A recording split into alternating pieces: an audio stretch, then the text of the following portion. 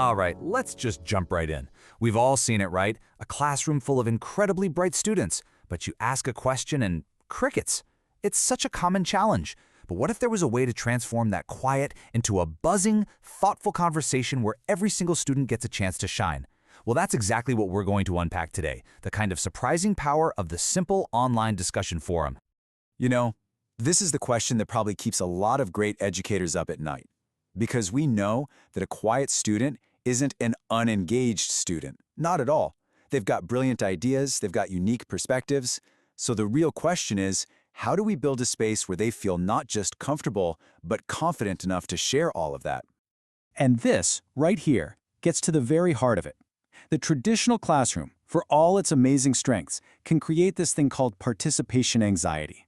That feeling, that intense pressure of having to speak up right on the spot. But online forums?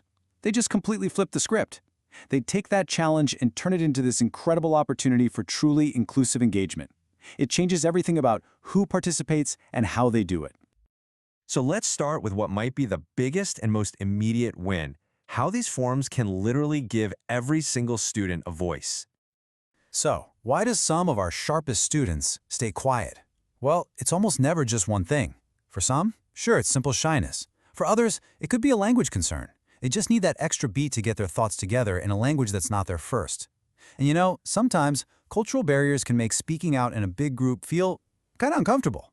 And these are all completely real, completely valid reasons a student might not shoot their hand up. And this is where forums are such a game changer, because they tackle these barriers head on. They dramatically lower that participation anxiety by taking away the on-the-spot pressure. The fact that they're accessible 24/7, that means students can add their thoughts when they feel ready, when they feel they're most articulate. It's this comfortable alternative that research shows just fosters this incredible collaborative way of sharing knowledge, and that boosts motivation for absolutely everyone involved. But listen, this isn't just about making people feel more comfortable. It's also about building a much deeper, much more critical skill, and it all comes down to what I like to call the power of the pause.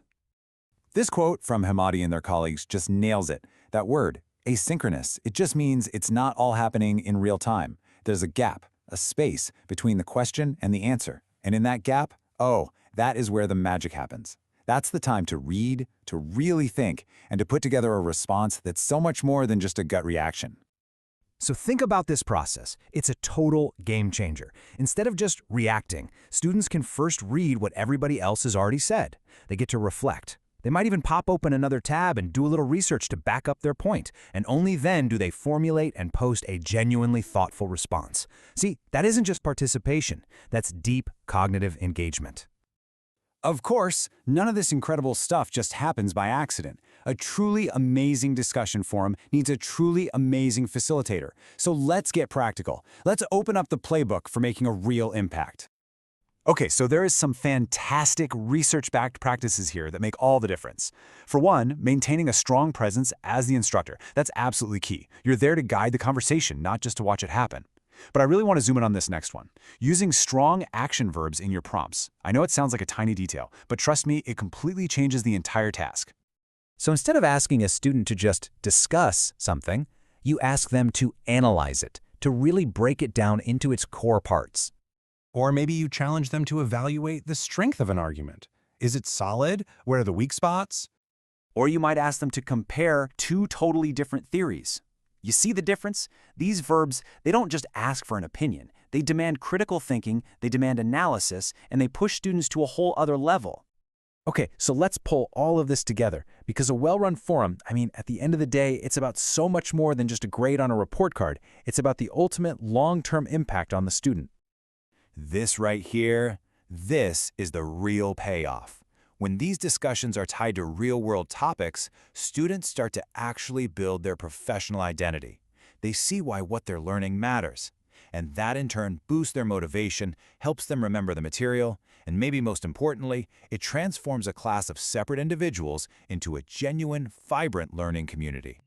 So I'll leave you with this one last thought.